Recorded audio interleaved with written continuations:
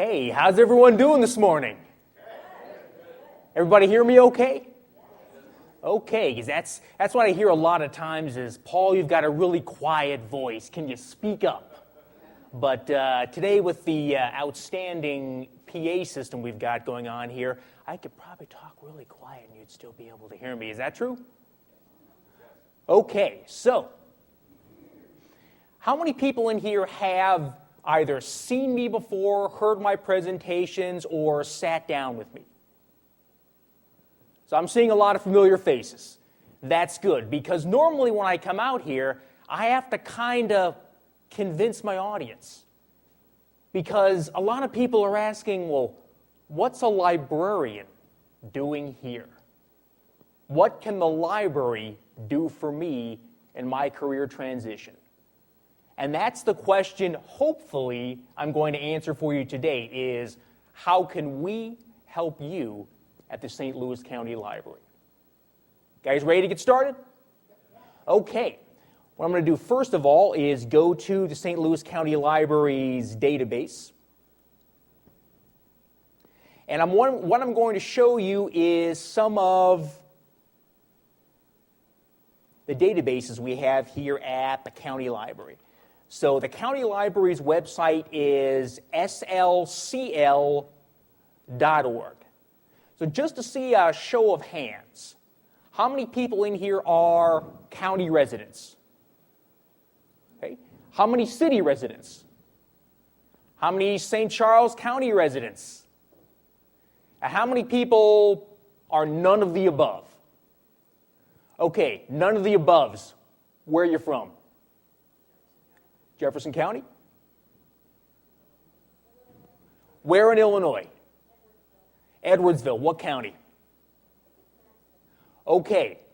Those of you who are St. Louis County residents, St. Louis City residents, St. Charles County residents, and any of what we call the Municipal Library Consortium, which are Brentwood, U-City, Richmond Heights, a lot of those smaller library systems, all of you can get a St. Louis County Library card for free.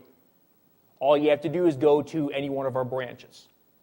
Those of you in Jefferson County and some of those surrounding Illinois counties, you can get a St. Louis County Library card, which will give you access to the database that we're going to look at today. You just have to pay $50, but that includes your entire family.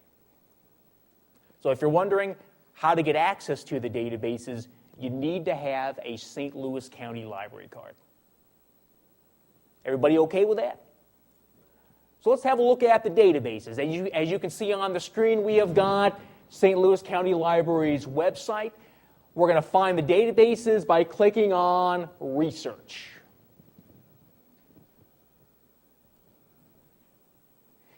And I'm going to show you a few databases today because, if I remember correctly, I've got the entire session. Is that right? So I've got from now until, is it 10:15 is our first break? And then all the way until 11:30. So get comfortable because you're going to be stuck with me for a while. All the databases we're going to use today are going to be found under Business and Investing.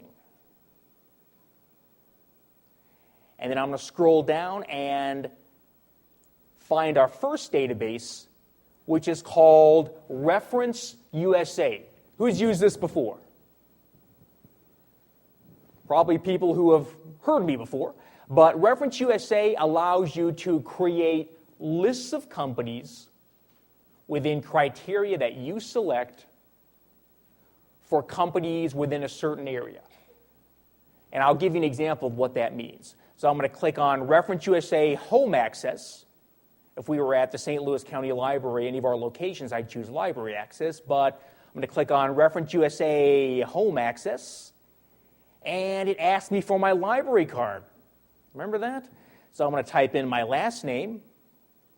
See if I can spell it right. Card number.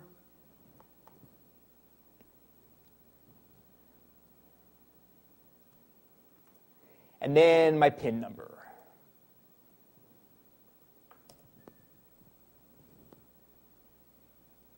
Cross your fingers. All right, we're in. So we're at the ReferenceUSA database. I'm going to scroll down and show you our two selections.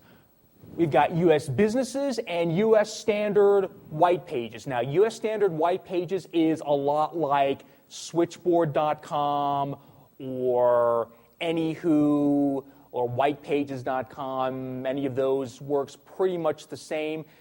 We're going to concentrate on the U.S. businesses for today's presentation. So I'm going to click on U.S. businesses, and we'll be presented with two more choices.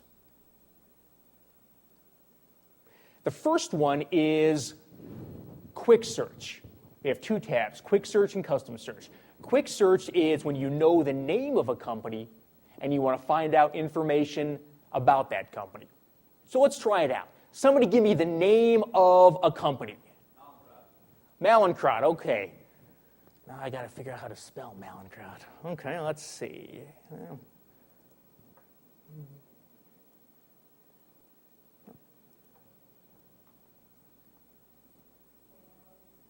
Okay. Oh, see. It's always one I can't spell. Oh, it's a K? CK, okay. All right. Didn't know that. This would be a database lesson for you guys and a spelling lesson for me. And let's find where the select. Okay, I'm going to click View Results. So we've got 129 results. Who would have known there were that many Mallinckrodts? So I'm going to scroll over here and show you something interesting. Over here on the right side, it says verified. Frankly, this verified is of little use whatsoever. But let me show you something that is useful, because I want to find the headquarters of Mallinckrodt. Because you figure if I want to find a job at Mallinckrodt, that's where I want to go. So I'm going to click on this little arrow next to verify, and I'm going to choose corporate tree and show you what that gives us. In most cases, it gives us nothing.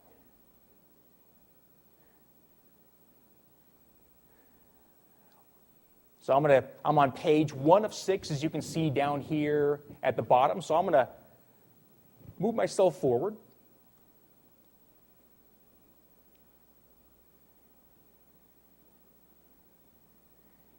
And usually under this corporate tree, we get some sort of indication. But I'm not seeing any indication of headquarters or not. But does anybody see any of these that look like the headquarters? Probably the one in Hazelwood. Okay. It's part of Covidian right now. Yeah, so that's fine. Okay, so I'm going to click on Mallinckrodt Incorporated in Hazelwood. So it says it's a verified record. Very nice. I'm going to scroll down and show you what we've got. So at the very top, we've got pretty much simple contact information. Don't see any fax number or toll-free number. I'm going to scroll down a bit, and it has job listings. Now, just because the database doesn't list any job listings, that doesn't mean that Mallinckrodt doesn't have any job openings. This is just a sample. So that shouldn't prevent you from trying to apply for work at Mallinckrodt if that's where you'd like to go. Next, we have industry profile. This tells us what sort of work does Mallinckrodt do, at least at this location. And then I'm going to scroll down even farther, and to expose all of these business profile, location map, all of that, I'm going to have to scroll back up to the top and choose Expand All. That's going to be here next under Quick Links, Expand All. There's my first rule of thumb for ReferenceUSA. Anytime you have a chance to expand all, always click it. So I'm going to scroll down a little farther here. Don't see a business profile location map. Shows us where it is.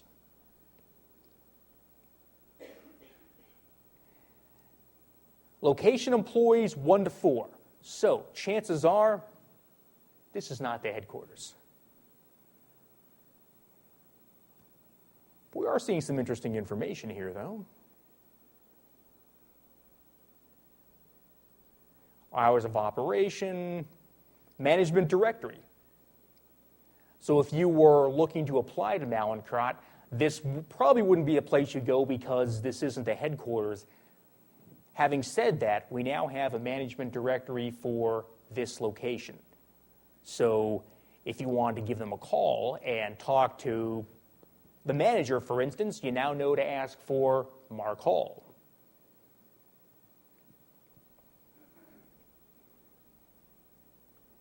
Your business expenditures, which is a rough estimate, a good guess.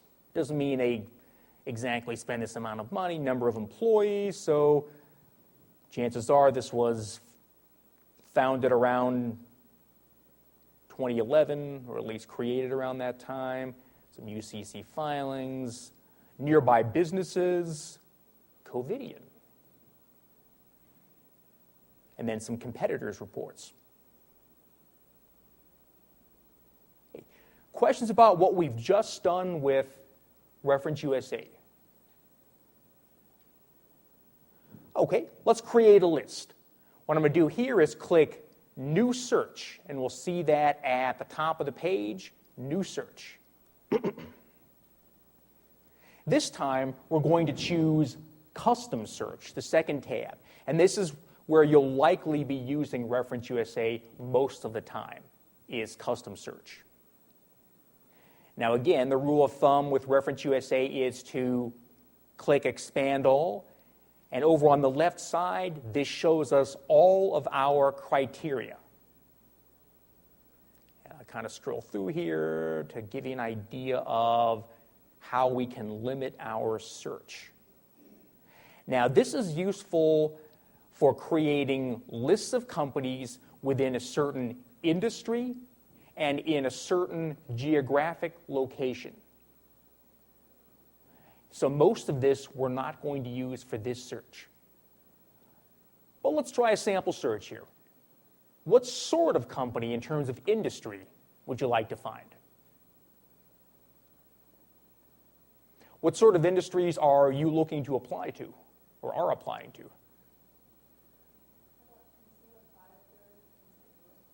Okay. So first thing we need to do is scroll down a bit to business type, and I'm going to click keyword SIC NAICS. Anyone have any idea what SIC and NAICS stand for? If you do, great. If you don't, that's okay. You don't need to know. But just in case you're curious, SIC is Standard Industrial Classification.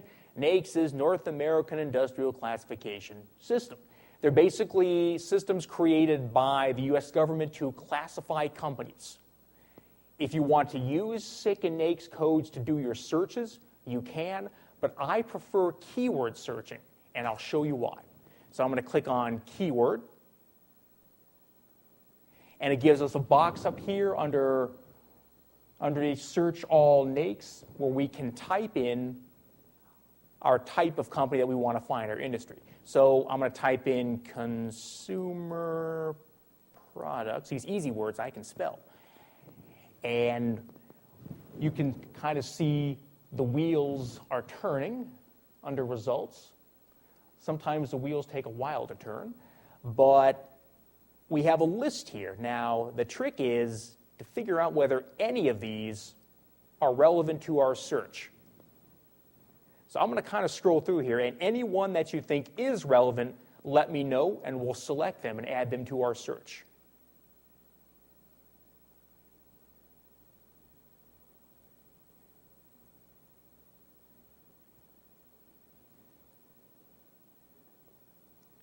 Metal products. Okay, so metal products manufacturers. Paper products manufacturers.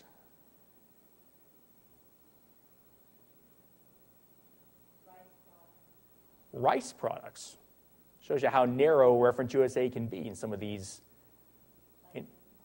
vitamin products.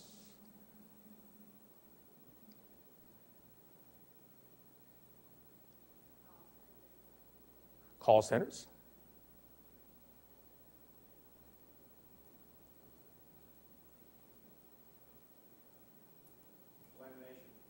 Lamination products and services. Okay, let's stop here for the moment.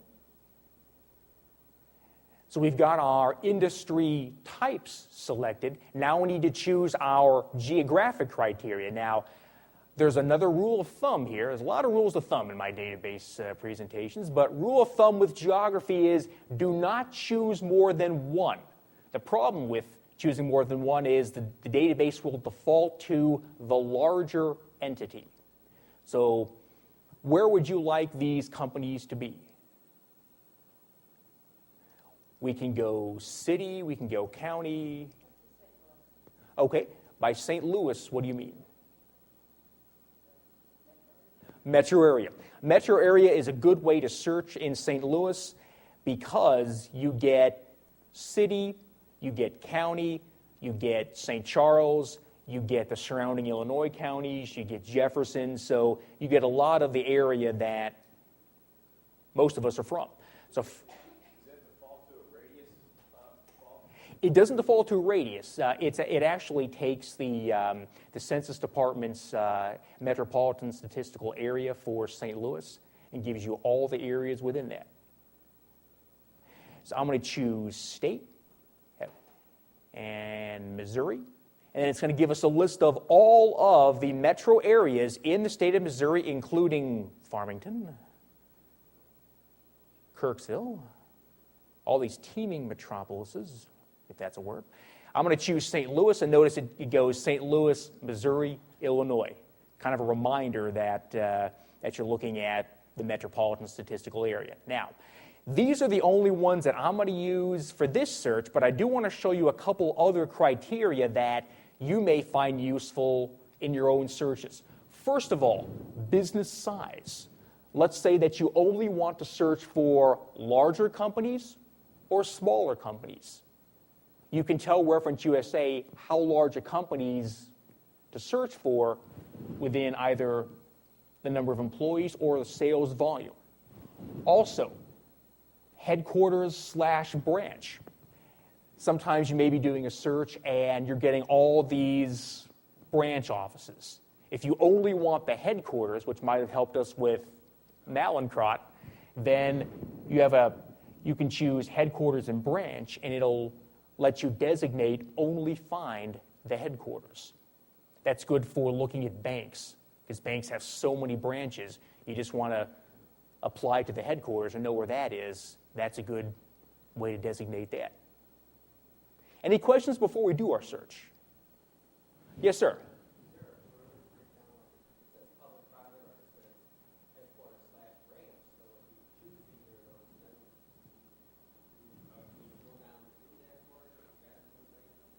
Sure, let me show you what happens when you choose headquarters branch. For whatever reason, it calls it headquarter. I'm not sure why. It's always been like that. But this gives you a chance to choose headquarters or the branch. Now, if you wanted a branch in a specific area, for instance, then you'd have to choose that under geography.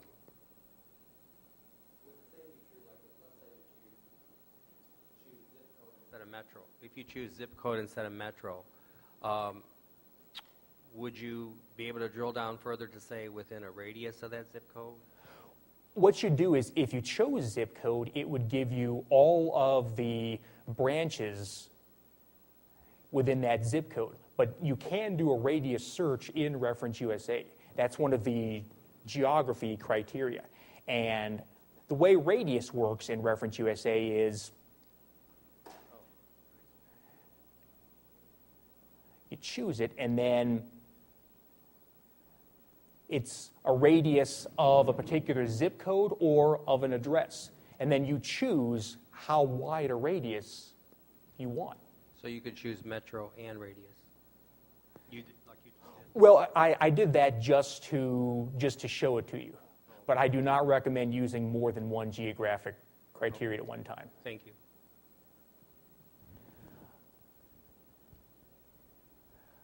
Okay, let's try a search. So I'm going to scroll back up to the top. and then click the green button for View Results. So I can already see that we have 225. Okay, what do we have? Well, you'll notice it has the Illinois companies first on the list. Anyone know why? Alphabetic, exactly. I comes before M in the alphabet. I may not know how to spell, but I do know the alphabet, more or less. Does anyone see any companies here that looks interesting to them?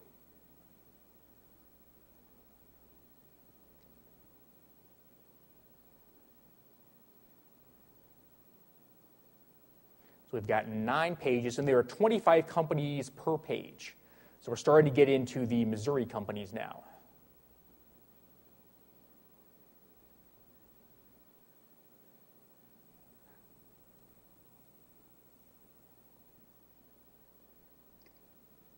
If you see something you like, shout out.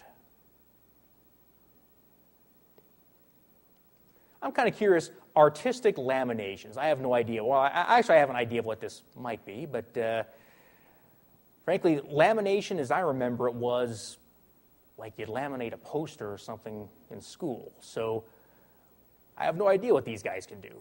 But first of all, you're seeing the basic location info up there, but we're also getting a website. No job listings. It shows you the types of lamination that they do, coated and laminated paper. Location employees, 3. Years in database, 23. They've been around a while. Last updated August 2012.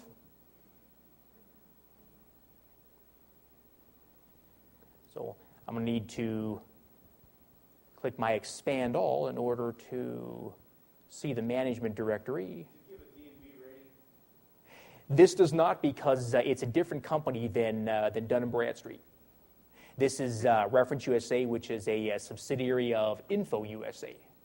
Question?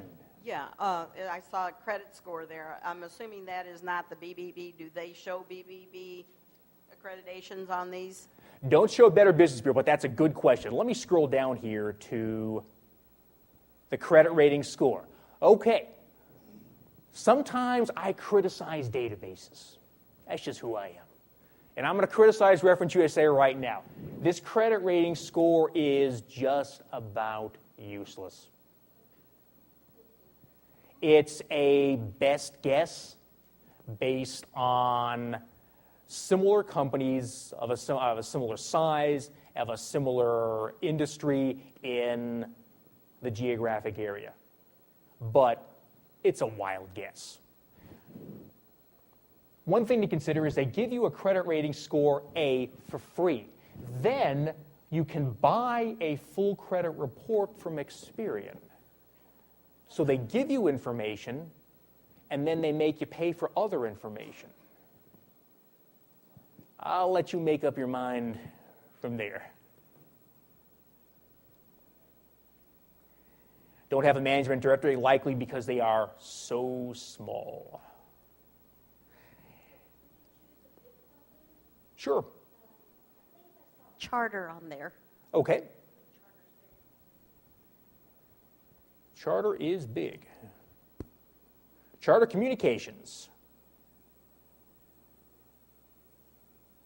I have to say, in reference, we get a lot of calls for people who want the CEO and the president of Charter Communications. A lot of requests for that.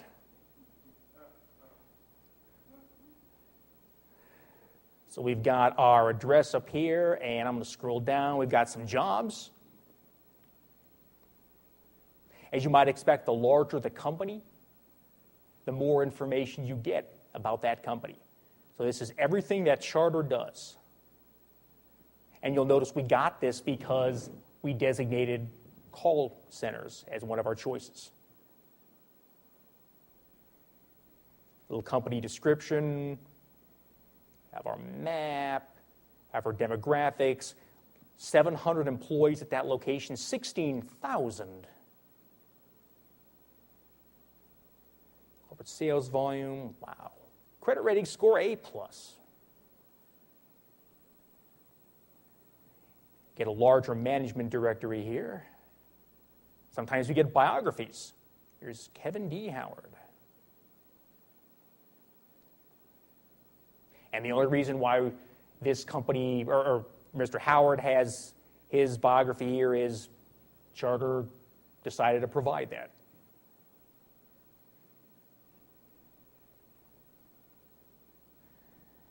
So scrolling through here, you may want to find somebody in human resources, perhaps, to contact, send a resume to. Some company news, at the source. Your stock data. Business expenditures, again, a best guess. Some historical data. We're actually finding interesting stuff here. UCC filings, nearby businesses, which is kind of nice if you're away from home and you want to find out a place that has a nice restaurant nearby. And then, How often is that updated? depends on the company. The larger companies tend to be updated 4 times a year as quarterly reports come out. Publicly traded companies are. The private companies maybe once a year because those are normally handled through interviews. Okay, questions about ReferenceUSA? Hey, you guys ready for a new database? All right. So I'm going to come back to business and investing. And I'm going to show you Sorkins. Now, Sorkins is a little different for a few reasons. Well, in one reason, it's not so different, because what Sorkins does best is create lists of companies. But that's about the only similarity that Sorkins has to ReferenceUSA. They both create lists, but Sorkins does things a little differently in terms of, first of all, Sorkins specializes in the management directory, so you get a lot more company officers, and it also spends more time on the company histories, so you see a larger description. But something else you'll notice is Sorkins Online is in library use only, which means you have to come into a St. Louis County Library location in order to use this. Doesn't have to be headquarters. It could be any one of our branches. And something else to remember with this is if you bring in your laptop to the county, any of our county library locations, you'll be able to log on to Sorkins as if you were using one of our computers because you're on our network.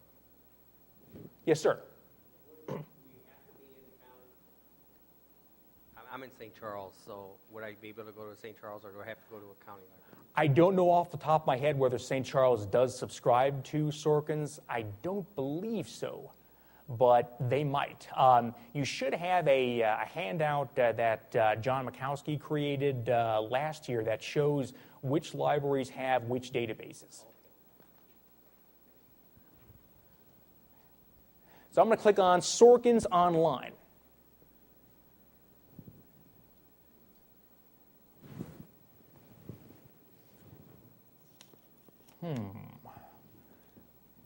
Let's try this again.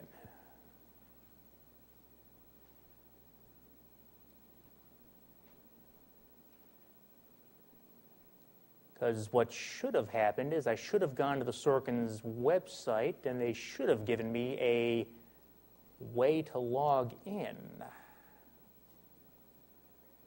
This is the first I've seen of this. At the Library for Assistance. I don't think there's much they're going to be able to do for me. Well, let's just try.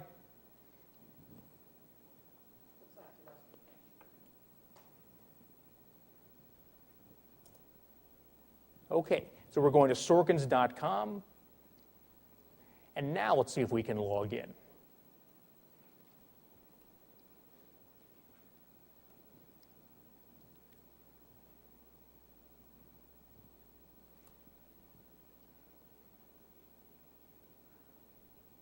All right, we are logged in.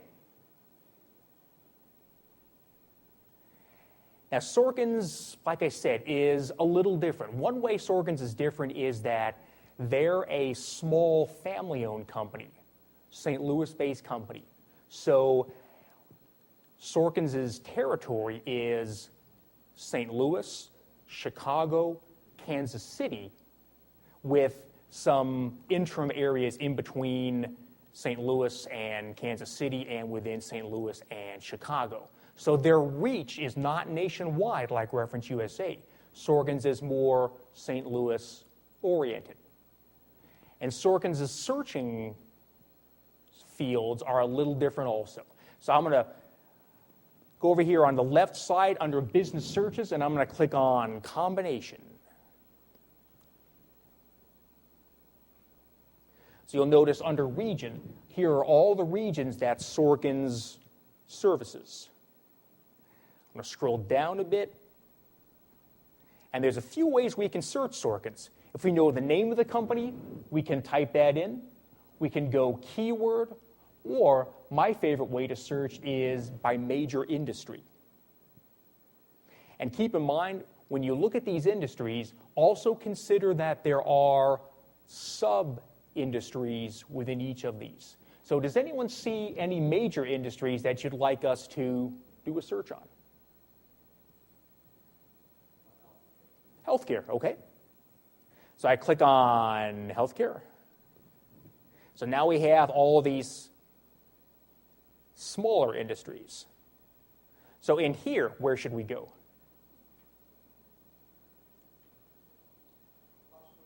Hospitals, okay. And I'll just go ahead and choose them all. Any other industries that you'd like us to choose?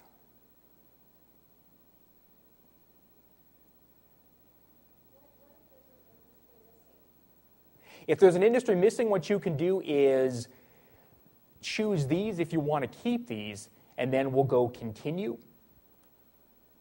And then you could do a keyword search right here. Like I noticed that information technology wasn't listed as one of the major industries. That was it's probably in another industry.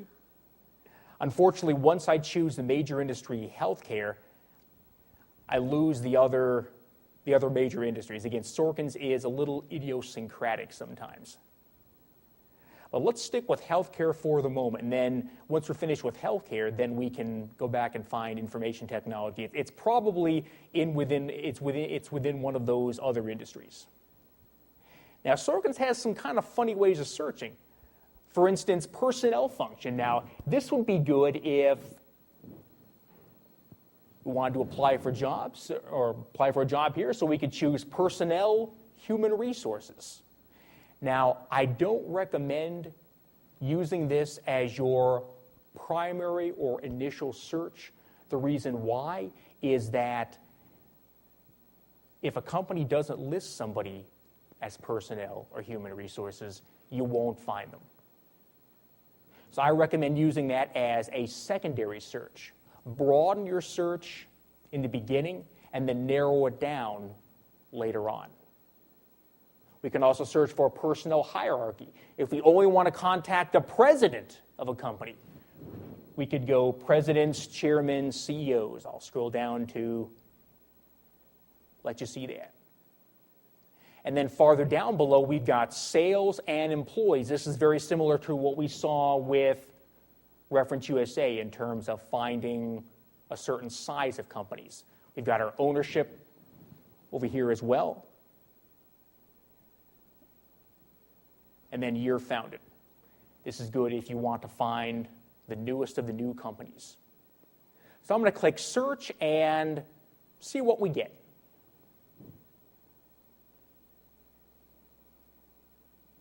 So we have 232 companies arranged in alphabetical order. Anybody see a company you'd like to have a look at?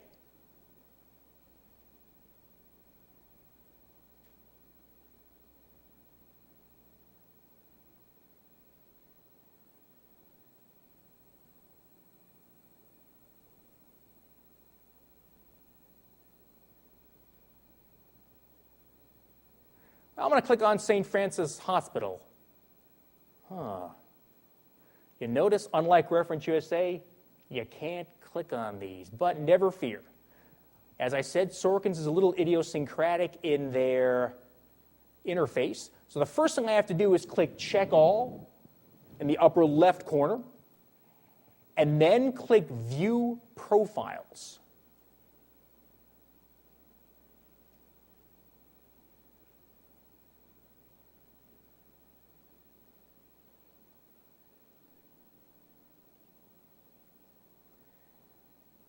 And we have got a lot of info here. I'm just going to kind of scroll down and show you how Sorkins organizes their information. Similar to ReferenceUSA in a way, but different. So even for smaller companies, you're seeing more company descriptions, and you're also seeing more executives.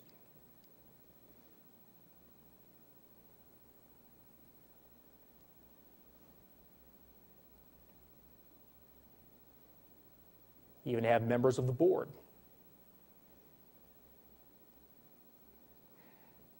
Officers. Sometimes you even get their CPA firm and their attorneys, which may be completely useless to some, but you never know. Paul? Yes. If I was looking in another region of the country, is there a database similar to Sorkins in other parts of the country? In terms of providing the company descriptions and providing the depth of company officers, no.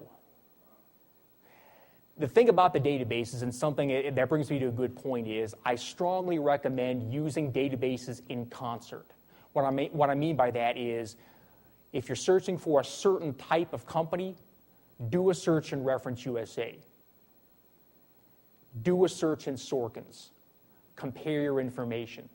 Then do a search in Dun & Bradstreet's $1 Million database, which I'll show you a little bit later on, and then do a search in Hoovers. Now, you might think that's repetitive, and to some degree it is, but each database is going to give you a layer of information that you can add to your database of knowledge. Sounds like there's an opportunity there. There is. It would be nice if somebody could create a database that could combine all the information from all these databases. The trouble is, paying for that and paying for that type of access might be a bit of a challenge, certainly for me. But that's part of the work of research, is having to go to different databases, taking your information from each of them, and then compiling it yourself. More questions about Sorkins. What do you think of Sorkins? Like it, dislike it? Question? You said it would tell us about the history of those database. Yes. Let me show you. Now, some of them give you very brief healthcare services, not much. The larger the company, the more information you get about the company. Unfortunately, a lot of what we're seeing here is pretty small. This one's promising. The more, okay. General Acute Hospital, and yeah, what I'm trying to do is, here we are. This one's a little better. Talks about when it was founded, things like that. Sometimes it'll tell you when it acquired a certain company.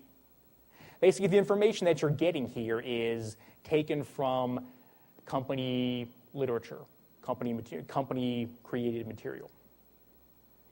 Here's legal counsel, coordinator, things like that. Now, just speculating, how would knowing these company officers be useful to you? How could you use that information?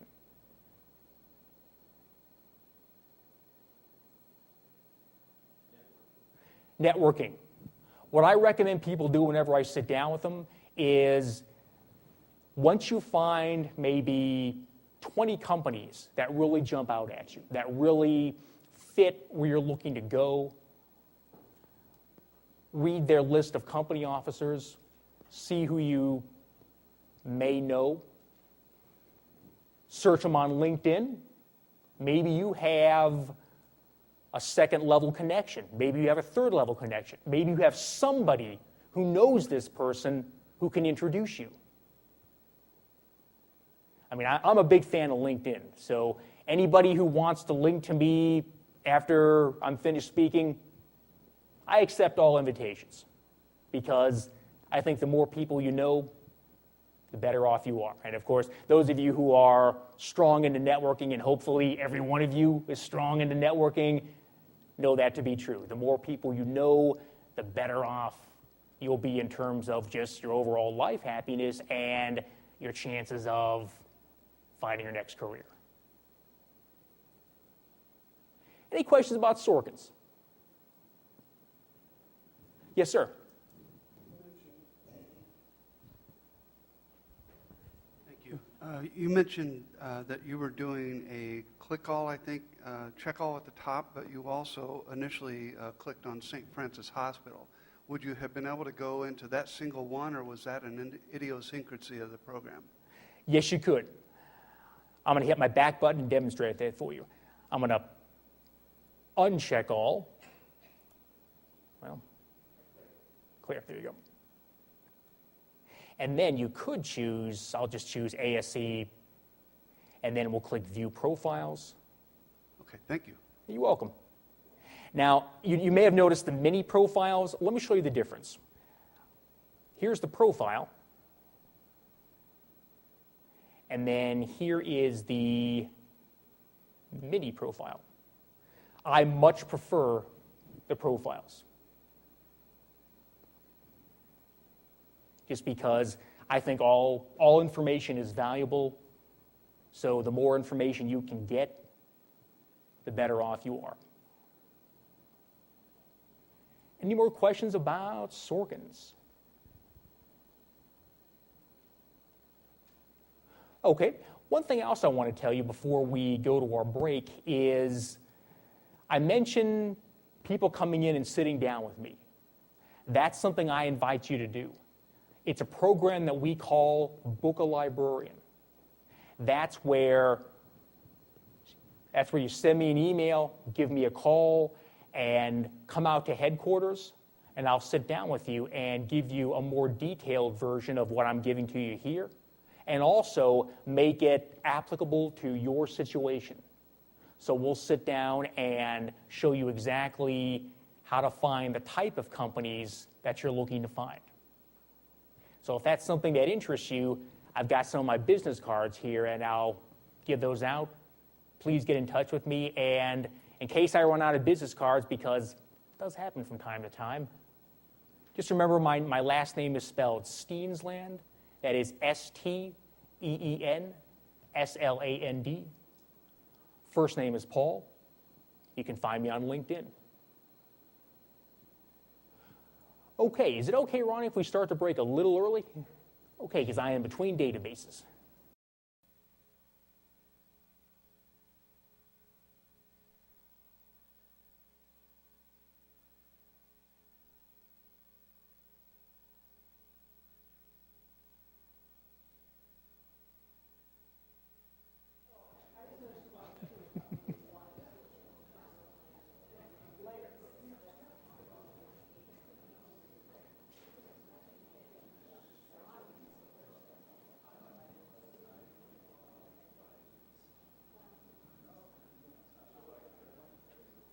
Okay.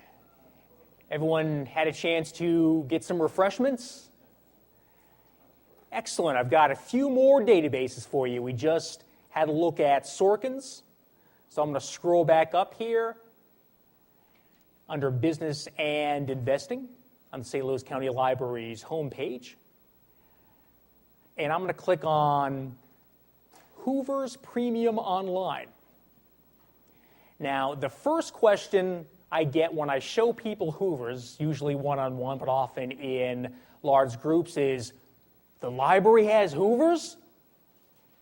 At my old company, we spend tens of thousands of dollars to subscribe to Hoovers. You've got Hoovers?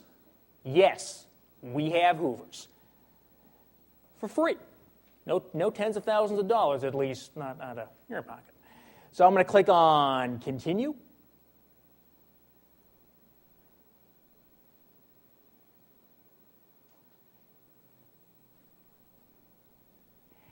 Now, Hoovers, like as you might expect, works a little differently than ReferenceUSA and Sorkins. What Hoovers does well is large company descriptions and long lists of corporate company officers. So it takes Sorkins a few levels further. That's the good part of Hoovers. The downside of Hoovers is Hoovers only categorizes the top 20-25% of companies. So if you're searching for small businesses, you likely will not find them in Hoovers. If you do find them, you likely will not find a lot of information about them. But if you're searching for large companies or international companies, Hoovers is a great place to go. So let's have a look at Hoovers. Now, Hoovers, you can build a list of companies, but I don't recommend doing it. Because the reason why I don't recommend doing it is the build a list feature is very cumbersome. It's difficult to use. I'll show it to you if you want to come out to the library and learn how to use it. I'll show you how to use it. But how I recommend using Hoovers is in combination with ReferenceUSA and Sorkins.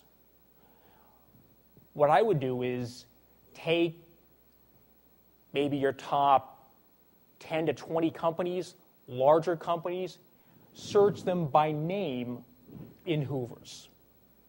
So once you have your list, highlight the ones that you like, search them in Hoovers. So somebody give me the name of a large company to search in Hoovers. Yes, sir, in the back. Bromide technology? Oh, worldwide, okay.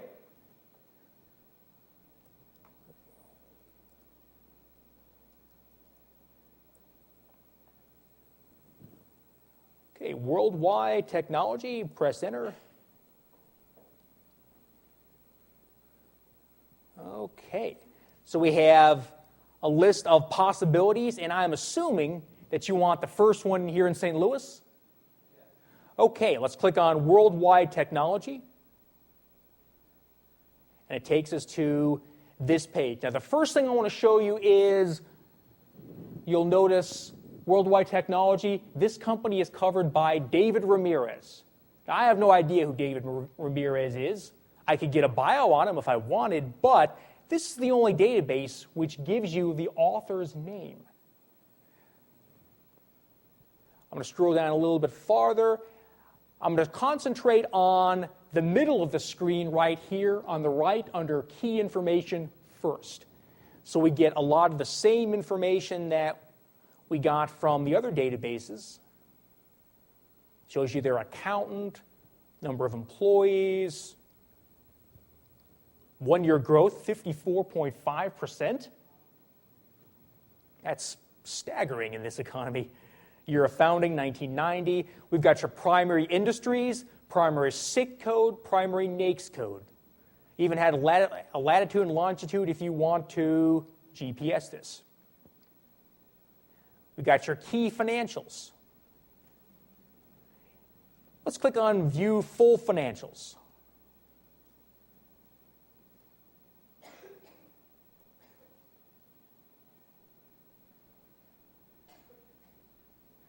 Your basic financial information, your top competitors. We click on the full competitors list if we wanted. Got our competition down there. Top worldwide technology competitors. Again, Hoovers does international. Okay, I'm going to scroll back up to the top and look on the left side under company description because this is what Hoovers does really well. I'm going to click on Read Full Description.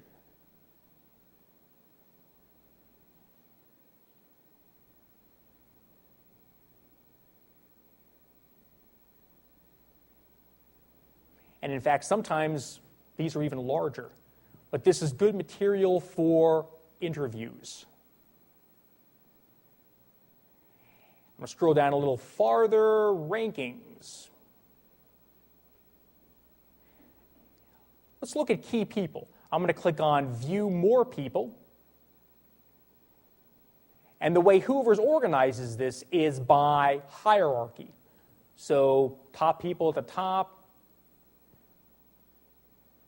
In terms of total people, we have 487, as you can see over here on the right side. So 487 total people from Worldwide Technologies. Now, 487, that's a little cumbersome for me. That's a little too much to go through. So we can scroll down and refine by job function.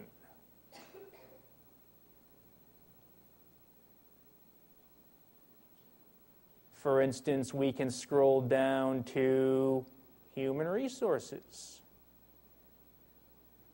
And yes, you'll notice there's HR, then there's human resources, there's administrator, manager.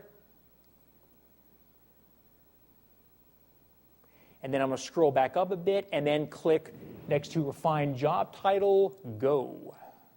And this is going to only give us the HR people.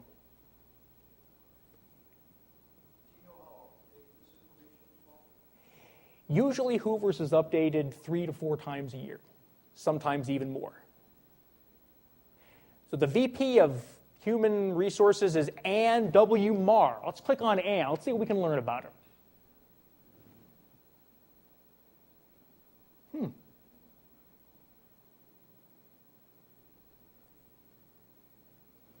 So you could have gotten this. It says your employment profile. We could have gotten this from the company website, but it's kind of nice to have it all in one place. Now, you don't get these types of profiles for every person from every company. You normally get them from the bigwigs. But it is nice to have. Because again, this is great territory for LinkedIn.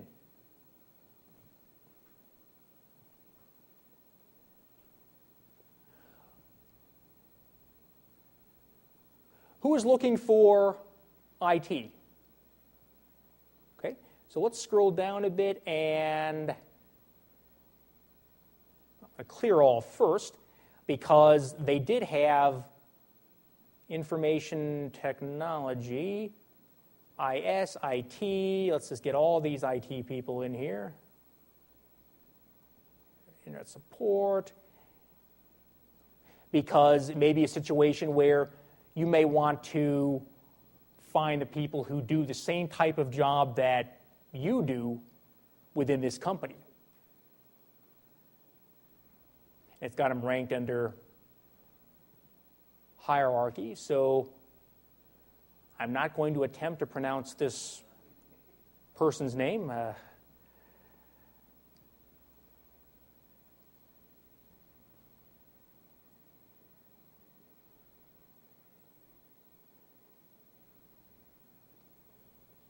But you could copy and paste this into LinkedIn and see if you have any connections to Bhavani. Last name I won't even try.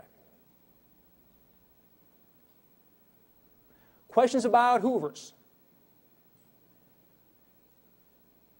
How accurate from an international standpoint is it? Well, how long is a piece of string?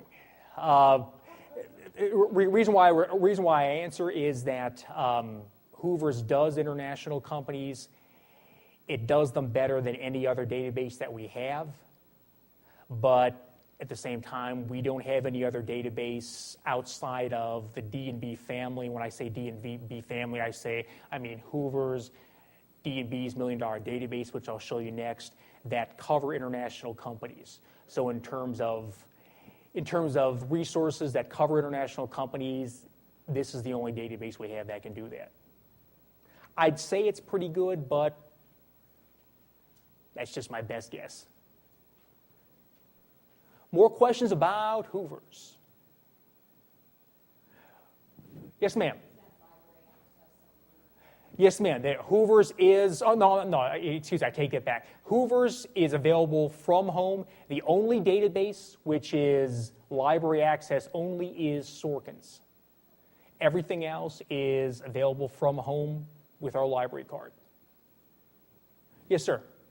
Since you could bring a PC into the library, can you get Sorkins on your PC if you bring it into the library?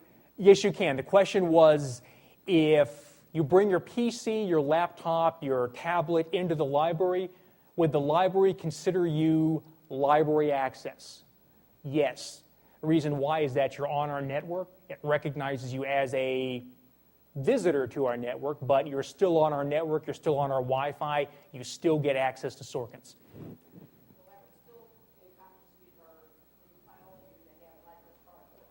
No.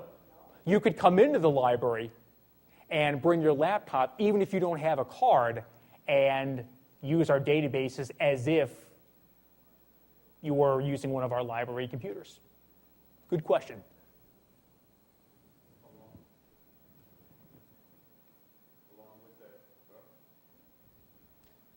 Along with that, Paul, if you're getting information with a laptop, can you put it on and I know you can, put it on a flash drive and use a flash drive and make copies of that? Or can it be directed straight to a printer if you're using a laptop?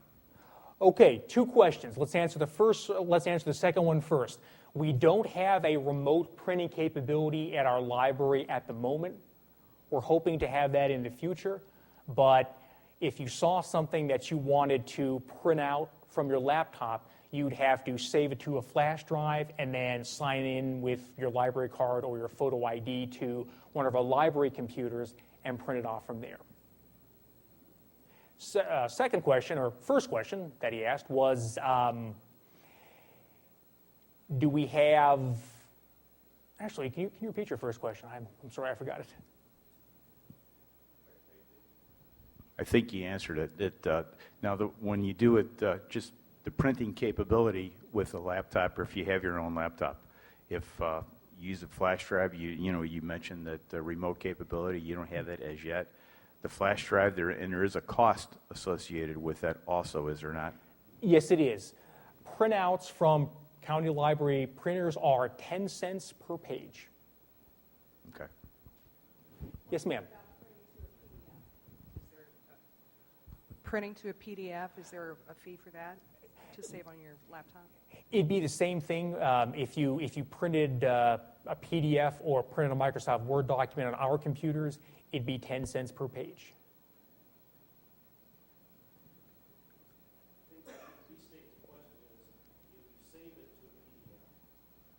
If you save it to a PDF on your flash drive, there's no charge. No charge. If what you're doing is just outputting it to your flash drive, you can take that flash drive and print it anywhere that you'd like.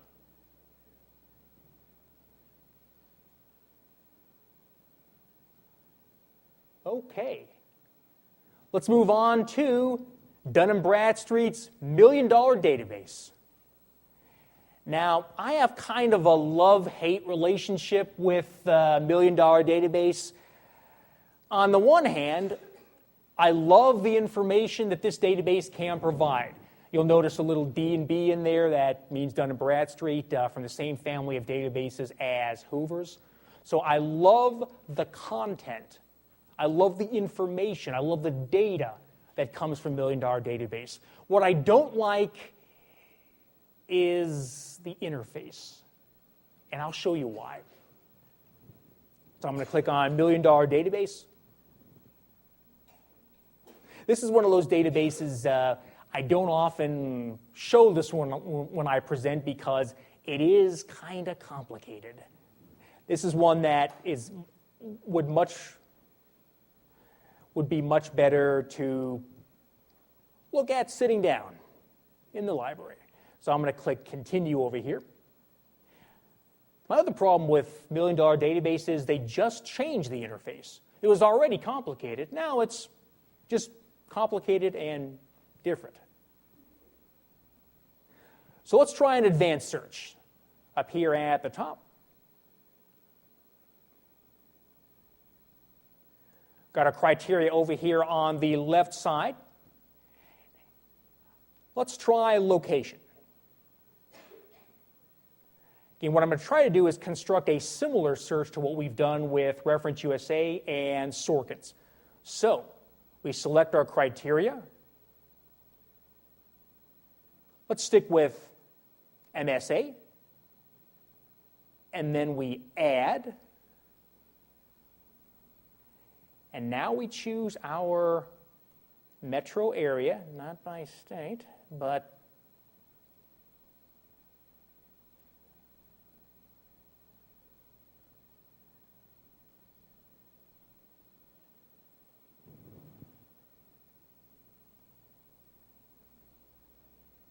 here we are, St. Louis, Missouri, and Illinois. And then we click Add to Criteria. Okay, so we've now got our geography. Let's choose our industry. So we come back here, we go Select Criteria. Line of business is what we'll choose here in order to do a keyword search. So I'll click Add. Inside this box is where we type in the type of business we want to find. So, what sort of industry, what sort of businesses do you want to find?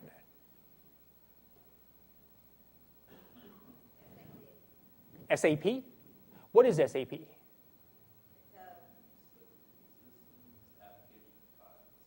Okay.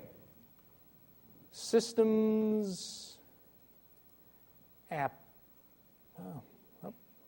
Applications, products. Oh, well, yeah, got to spell it right.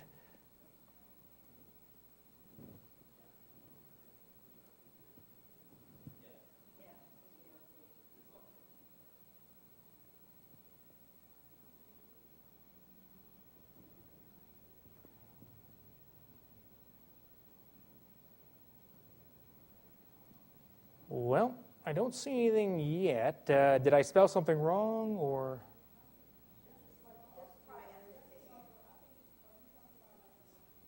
You talking about a line of business in a company or so? Say, for instance, if you were looking like in the investment department or line of business or the wealth management, something like that, that's the line of business you're talking about? Yes, we're doing like industries, Yeah. manufacturing. Yeah, industry. Do wealth management. Wealth, like wealth. Oh. Management.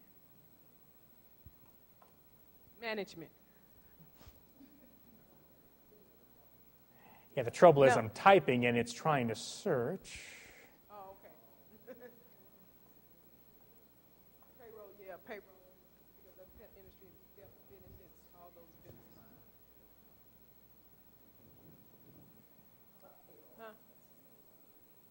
Yeah, but well, you could do like health benefits. That's a part of that's part of HR and all that.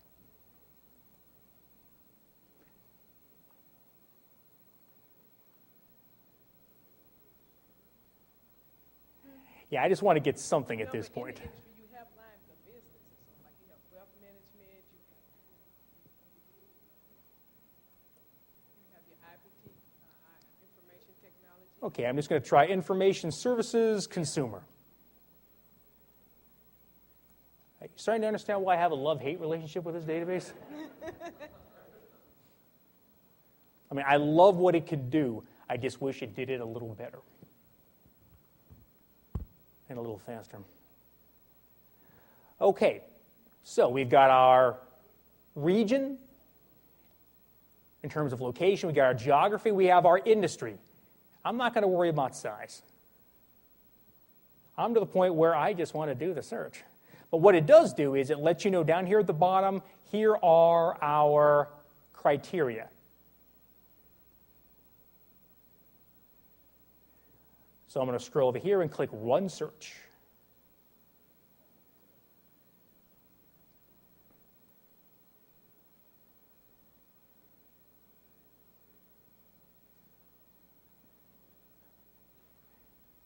Now, I like what I'm seeing here in terms of the information we get on that front page. Now, you're not going to get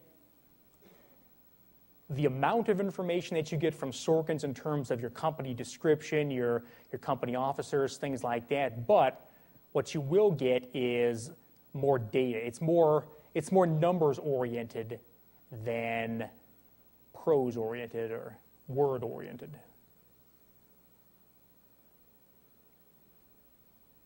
What's also nice about $1 Million Database is you have a lot of options for outputting, for downloading. Makes it very easy to create some nice reports. You can download them into PDF or download them into an Excel spreadsheet. And that's also something you could do with ReferenceUSA, is downloading into an Excel spreadsheet. Questions about $1 Million Database? Sure. I'll just try Defense Information Systems Agency. So we've got our DUNS number, which is only usable within Dun & Bradstreet databases. Got our company name, street address.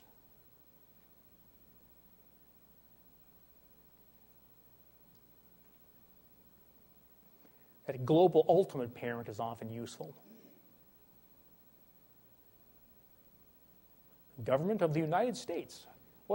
I wasn't aware there was actually an address for the government of the United States. It's amazing what you learn from these databases. And then down here at the bottom, we've got employee count, current year, 0. It's been a rough year. I probably wouldn't apply here. Who'd answer the phone if you called them? Hopefully somebody would pick up the phone and say, listen, do you have more than 0 employees? Because, I could run the place myself. Okay, any other questions about D&B's $1 Million Database? Again, I love the information in this database. I don't so much like the interface. But if you want to see more about what this database can do, book a librarian. I'll show it to you.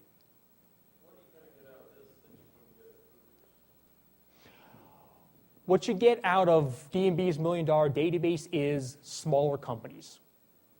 Hoovers tends to go to the top 20, 25%. It gives you more information about those big companies, whereas D&B is going to have a lot of smaller companies.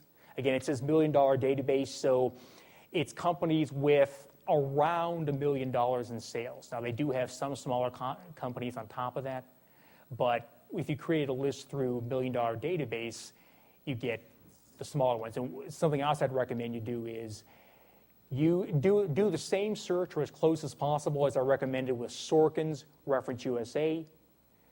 Do one for $1 Million Database, and then compare your results. Take the largest companies, look them up in Hoovers. Okay, I'm going to show you the final database of the day, and you're thinking, all right, he's finally done talking. Not yet. I'm going to show you what I consider to be the most underappreciated database that the county library has, which is First Research. This is a database I tell everybody who comes to see me. Now, First Research is a little different. Okay, all the databases are a little different. Well, this one's very different. First difference is it's an industry database rather than a company database. So you're not going to be searching Monsanto for First Research. You'll be searching whatever various industries Monsanto is involved in, and there are probably 1,000 of them. First Research is a database created for salesmen.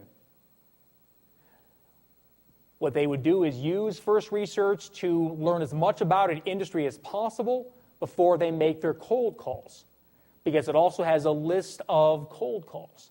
So is there anyone in here who is looking to get into sales? Okay, one person. That doesn't mean that this one database is only useful for USER. This is a database that can help anyone who is in career transition. So let me click on First Research here.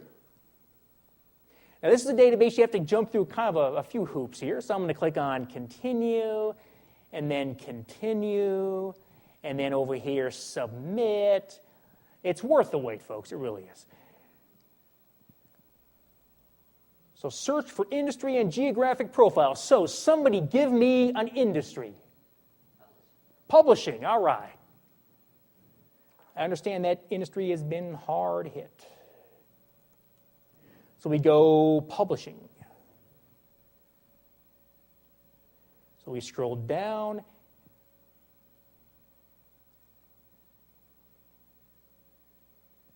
So we have internet publishing, broadcasting, and search patents. What aspect of publishing are you interested in? Okay. So we're going to try internet publishing, broadcasting, and search portals. This is an industry I have no understanding of whatsoever. So we have our first page here, gives us our industry overview, but I'm going to show you the best place to go. First of all, 8/6/2012. That was updated about a month ago. That's not bad. Second of all, industry growth rating, high. All right. Might be a good industry to look into. And then full profile. That's where you get all the good stuff. And there's a lot of good stuff in this database. Now, the first thing you'll notice about First Research is if you look in the upper right corner, do you see how narrow that search bar is? That gives you an impression of how large this profile is. So I'm going to kind of move this over here to give you an idea of what you get from First Research.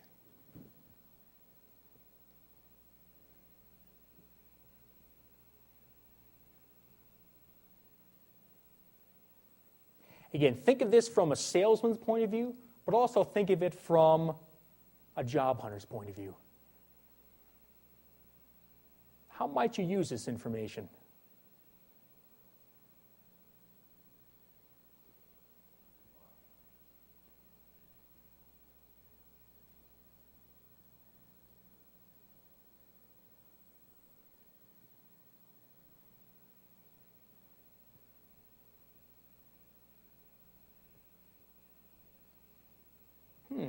Yeah, that Facebook IPO, that was a great success. To steal a line from Dennis Miller, he made George McGovern look like William the Conqueror.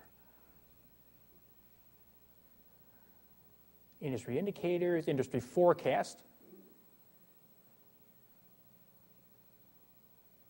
Wouldn't this be good to know in a job interview?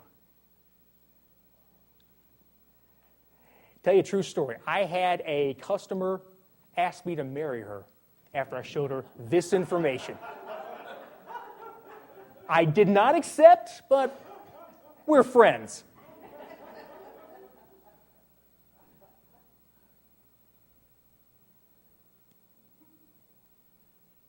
Critical issues, business challenges. I mean, if you wanted to work in this industry, this would be just golden information. Opportunities, executive insight. This is where First Research sits down with CEOs, CFOs, CIOs, IT people, HR, salespeople, and basically asks them, what are you dealing with day in and day out? Recruiting and retention. So if that's a problem, perhaps somebody good might be able to help them solve that problem. Executive conversation starters. Now, you may not be sitting down with the CEO of this type of company, but it gives you the questions to ask a CEO. It gives you the answers. So it's like your high school algebra book, only you don't just get the odd or the even, you get them all. If you're in IT, maybe the CIO questions might be useful, human resources. And then we've got our call prep questions. Now, again, even if you're not a salesman, these are great interview questions.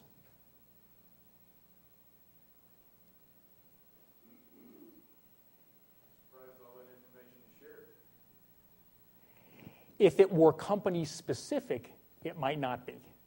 But because it's more industry wide.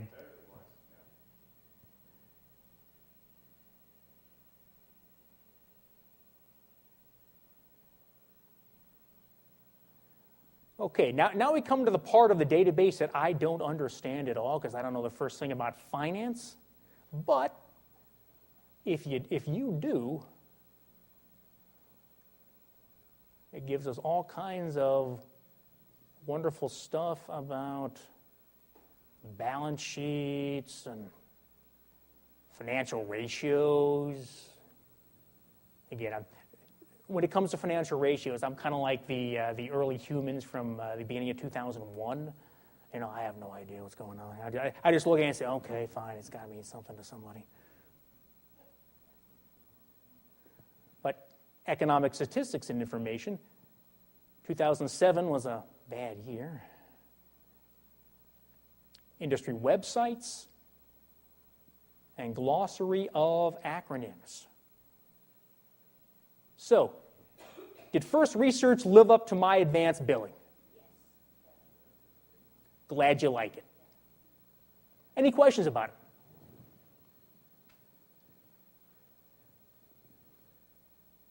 Good, because what I like about First Research is it's a simple database. There aren't a whole lot of complicated searching strategies you need to do. Just type in your industry and enjoy the reading. So I've now ended the database portion of my presentation, but I'm going to show you something very new that the county library has come up with, which is e-courses. Now, has anyone ever seen our e-courses, or has anyone ever taken them before? You've taken one?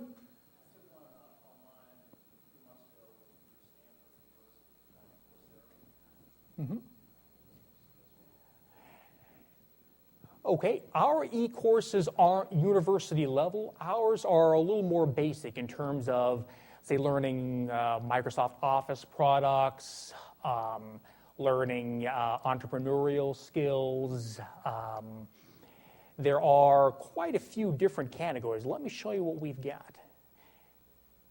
So I'm going to click on Events and Classes, and you'll also have a handout for these e-courses. So I'm going to click on e-courses over here on the left side. Welcome to the e-courses at St. Louis County Library. Now, first thing I want to tell you is most people, when they click on this section, they are so excited about what they see on the left side that they completely forget to scroll down. And I'll show you why that's important. Passcode request form. Now, to take these courses for free, you need to have a passcode. And here's where you get the passcode. It'll give you up to 3 passcodes. Just have your full name, email address, confirm the email, type in your library card, and that'll get you your passcodes, because the passcodes will be necessary if you want to take any of these classes. So does anyone see a type of class that you'd like to take? Language. All right. And from here, which one do you like?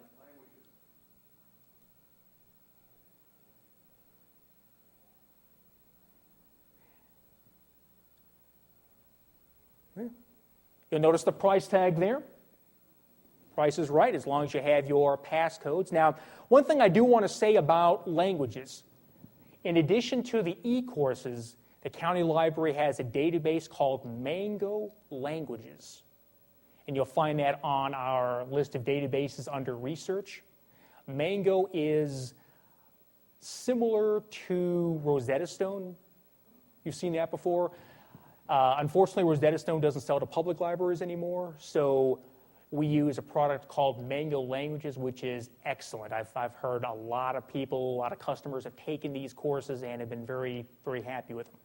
But back to the e-courses. Okay, this shows us the type or the classes we can take. Do you see any of these that you like?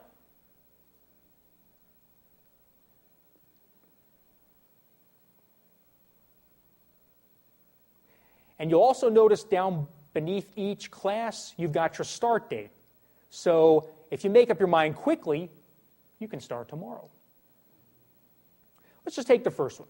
Let's click Enroll Now.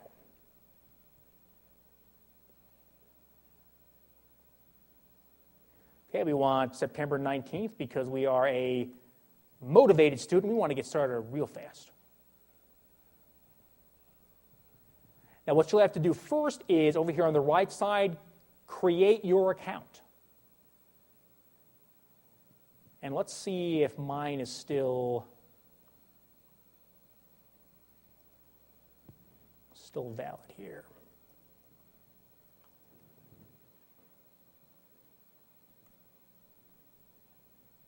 Here we are.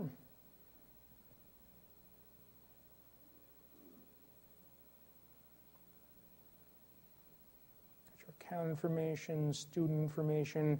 It's going to ask me information about myself, and then continue to payment options. Okay.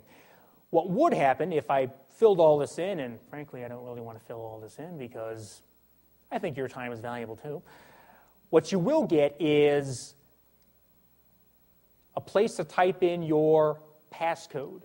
And this is where a lot of people get caught, is because they were so eager to get into the classes, they missed getting their passcodes at the bottom of that first page. But you'll type in, or better yet, copy and paste from the email that you received one of your passcodes, and then you'll be able to take the class for free. Now, the classes last 6 weeks. They estimate about 20 to 30 hours worth of work in these classes. The classes are taught by experts. I'm not sure exactly who these experts are, but apparently they are master's, PhD level instructors. At the end of the 6-week period, you will receive a certificate. Now, unlike the Stanford courses that the gentleman spoke about, this certificate is not likely to be something that you could take to a college and receive credit for. It could be something that you could present to, say, a work supervisor and say, look, I've enhanced my Excel skills, for instance. I've completed the advanced Excel class. So, please consider that. Could be something that you could take perhaps to a job interview to show some proficiency in a certain computer program, but it wouldn't be something that you could receive college credit for, unless you went to the college and proposed it to them. It might work, who knows? I've never heard anyone try it. Any questions about the e-courses? Is it one passcode per course? Exactly right. One passcode per course. You can apply for 3 passcodes at one time, but that doesn't mean you can only take 3 classes. So if you happen to have a lot of time on your hands, you could take a dozen courses, presumably at one time. I like learning, but I don't love learning that much. Question, sir? You can ask questions and give or receive advice. So it's at any time. Obviously, it's not live. So what do? Do you key in a question and it gets back to you or something? Exactly. What you'll do is they'll have a form in your little class syllabus, your online syllabus, where you can click and ask a question. At the same time, a lot of the grade is based on your, quote, class participation, which means reading the online materials and then participating in discussion groups throughout the session, throughout the class. So it's like a webinar? It's like an advanced webinar. It's more of a long-term webinar where you receive a grade. I guess the follow-up to that is, does that mean there held at certain times? They are. Let me scroll back here, and here we are. For this class, you have these various start dates. And you can sign up for any one of these that you like. But during that class meets on Monday at 9 a.m., or can you take it throughout the day? Well, you have assignment dates and times. So you can do the work on your own time as long as you submit it by the time period that they require. So an assignment or a discussion may be due on Friday. You've got from now until that time on Friday to read the material and then participate in the discussion.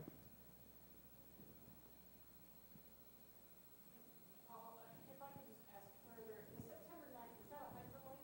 Does that give you the, no, it's not. So if that class starts on September 19th, what days of the week does it mean? Does it give you that when you register? It's not a traditional class in terms of meeting. You'll have pre-recorded lectures, and you'll have processed reading materials that you're responsible for. So you'll be expected to listen to a lecture and then perhaps read a passage or read an article, and then comment in the discussion or complete an assignment. Some professors have assignments where you, for instance, if it's an Excel, you'll be asked to complete an Excel worksheet with certain aspects, and then you'll submit that.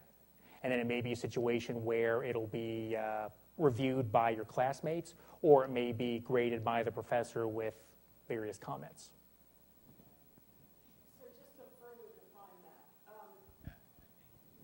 if I wanted to sign up for that September 19th class, If I wanted to sign up for that September 19th, and I'm looking ahead at my calendar, how do I prepare for the 6 weeks? How do I know? What you'll want to do is once you'll know that the class will end sometime before October 16th. So you'll know your time period. Once you sign up for the class, then you'll know what your assignment dates are. Okay. And you'll be given all the material ahead of time. And so you may finish up all of your reading and all of your lectures within the first week, and then you could theoretically finish the class very quickly. So do you receive an email like a day ahead of time to let you know the reminder or so of the class, or this is on your personal, the date of the class assignment? Say, for instance, like October 17th, and you do receive all the information, but do you get a reminder by email to let you know, remember that, this is the start date of it? Yes, you will. Okay. And in terms of reminders for other things, some professors are very, you're on your own, it's up to you to meet your dates. Other times, professors will give you reminders. A lot of it's just based on how the professor handles that particular class. Many of them do have tests. Depends on the class.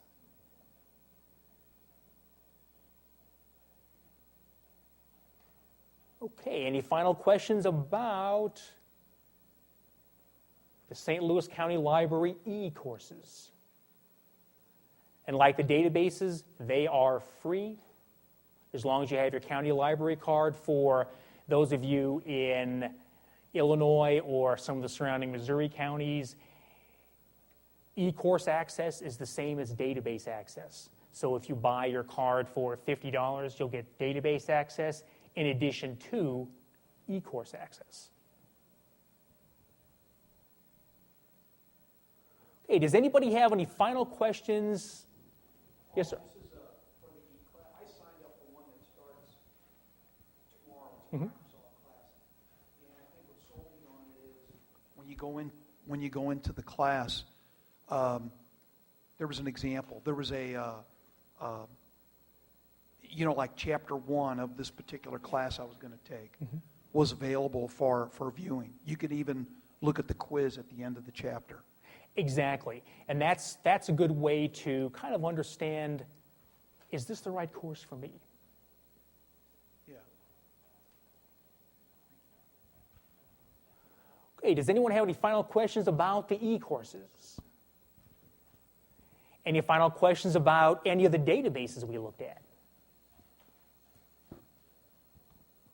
Okay, then I'd like to thank everybody for coming out, listening to my presentation, asking me some good questions.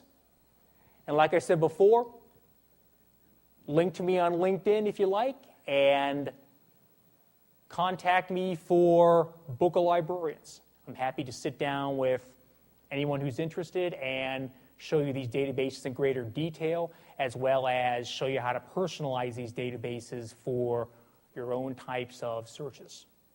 Thanks again. Thanks.